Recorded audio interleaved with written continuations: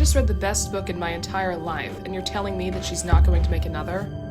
How could someone so great at writing just put down the pen? How is she not on the New York Times bestseller list?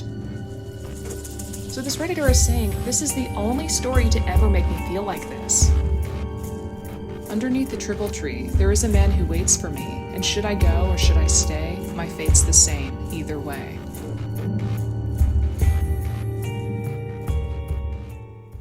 Hello everyone, welcome to the Zillennial Girl podcast, where I talk about the most important pop culture events that bridge the gap between two eras.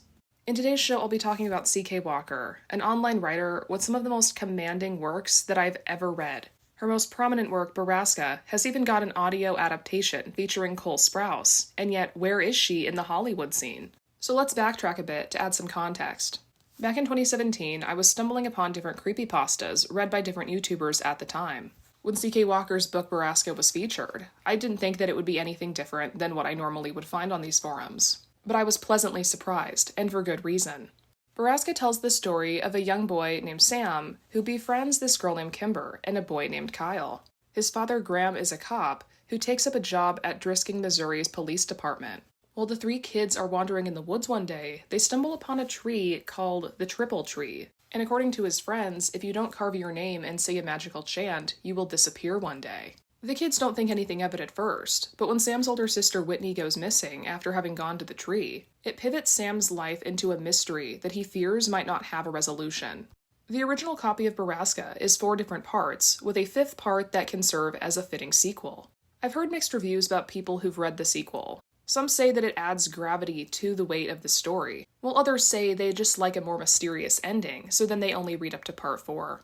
Either way, it is just the tip of the iceberg of C.K. Walker's best works, more of which I will get into. The disappearance of Ashley Morgan has always been one of my favorites, merely because the mystery lies all within the family. Lake Cagachanty takes a turn into darker waters, where haunting drawings on a wall paint a different picture than what one cabin tenant remembered. And last but not least, Gray taps into a side of human nature that I'm sure most people aren't aware that they're capable of. Every single one of her stories captivated me in a way that I had never seen before. I eagerly anticipated a new edition for the longest time, until I finally realized it wasn't coming. For the past 2 years, CK has not changed the work-in-progress page of her website, which makes me believe that the next work won't be finished for a while. But on the other hand, I wonder why, because a lot of her works only range from 5 to 10 pages, with novels like Borrasca coming very sparingly. I really doubt that CK is trying to top her masterwork, but without her being known in the main public sphere, I do wonder what she's got planned next. Because C.K. Walker's work isn't just good, it's great. When diving into the realm of true crime and mystery in fiction, many people have different tastes, and that's totally okay. But there's just a magic to C.K.'s work that I find to be so enthralling, leaving me hungry for more and more pages. The lasting impact of her work on my life is profound, but I'm not sure I can speak for other people, because her work has never reached the New York Times bestseller list. And because of this fact, it doesn't seem like C.K. is in high demand. As of now, it seems like her books have only brushed the surface of the real world. As I mentioned before, Borrasca did get an audio spin-off featuring Cole Sprouse as Sam, but it seems to me as if CK had to make a choice between that or a film. Another reason why I don't think CK has reached the true height of her fame is because no hard copies of Borrasca exist, at least not technically. Since she's written a lot of different works, she strings them together in her Cold Thin Air collection, but when it comes to Borrasca, she's never even stapled them together. And yet what I find so crazy is that Borrasca is actually better than most TV shows right now. And despite originating on Reddit's No Sleep forum, people likely underestimate how much skill it took into crafting this narrative. Fame certainly isn't for everybody, and while CK probably makes a good living, it might have been her decision to stay behind the shadows instead of up front and center. But the one thing that's very prevalent on these forums is that people want more. While Stranger Things is the only other series that comes to mind that's even slightly similar, there doesn't seem to be anything like Borrasca on the market, and I do believe that's because there's not a movie adaptation. And I'm not sure I can speak upon the behalf of the entire No Sleep community, but it seems like Borrasca is a crowd favorite, and for good reason.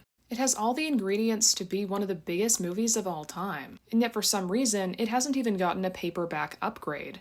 What's even a little dangerous is that there seem to be fans who want to take matters into their own hands, with one Redditor even going so far as to say that they're just going to make the series themselves, without acquiring artistic merit to do so. I'm actually genuinely worried for this individual. Because if they go all out and then find out later that they can't publish it anywhere, it's bound to take them on a pathway of more resentment. I'm also a huge advocate for a movie adaptation. I just don't believe that an independent film company should have the right to do it, especially without CK granting her permission first.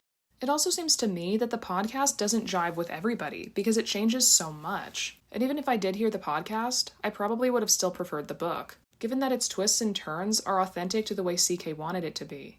So when thinking of CK Walker's lasting legacy, a lot of things come to mind. But despite the various plots of her stories, one thing is always very similar.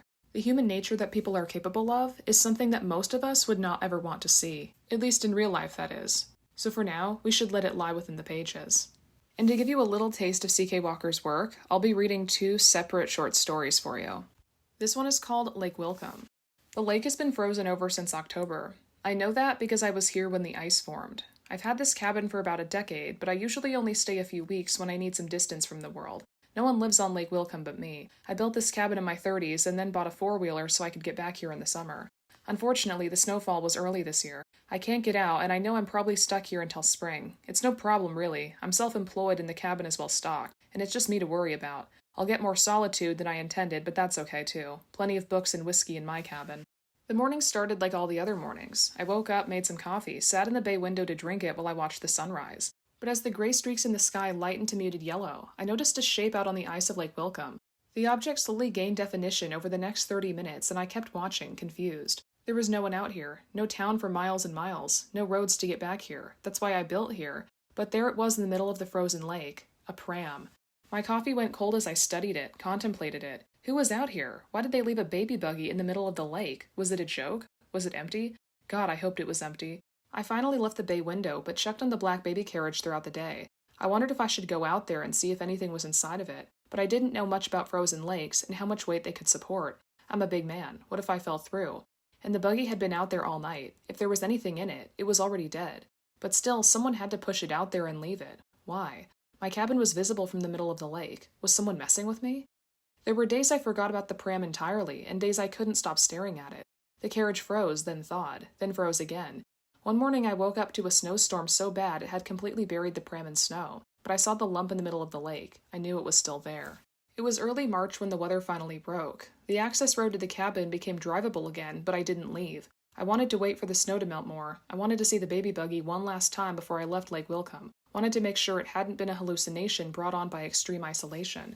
It wasn't until the middle of April that the snow melted through that I could see the baby carriage again. The shade over the top of the cradle was torn and weathered. It whipped around in the early spring winds. Something else flapped there too, a baby blanket that hung out from the side. It thrashed around angrily, but never escaped the pram, as if it was weighted down. I packed that night, ready to leave Lake Wilcom. For so many months it had been just me and that baby carriage. I was ready to drown in the big world once more.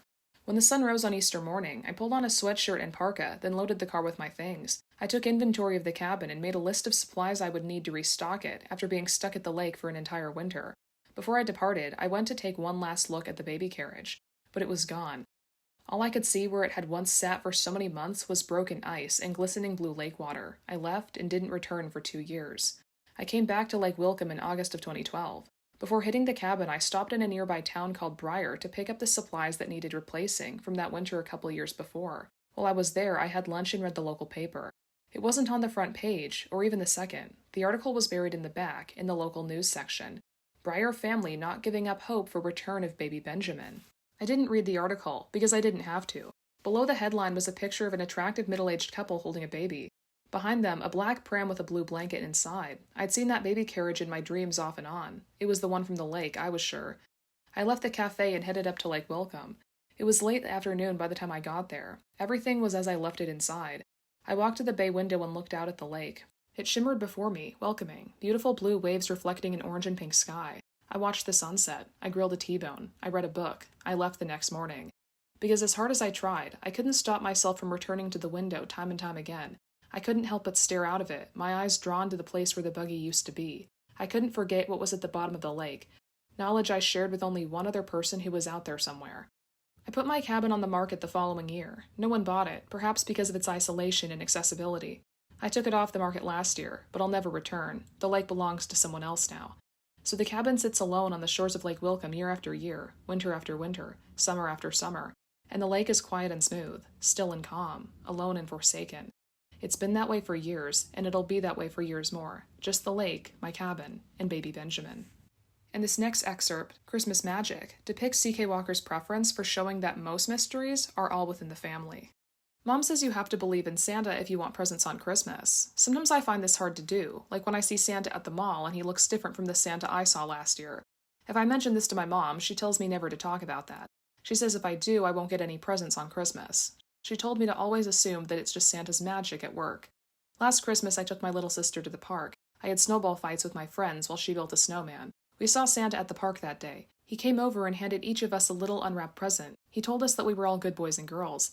He told my sister that her present was in his sleigh because it was too big to carry. My sister went with him, but she never came back. The police officers asked us so many questions, but we all insisted it was just Santa. Big, jolly, and red. That was all we knew. I got so many presents that year.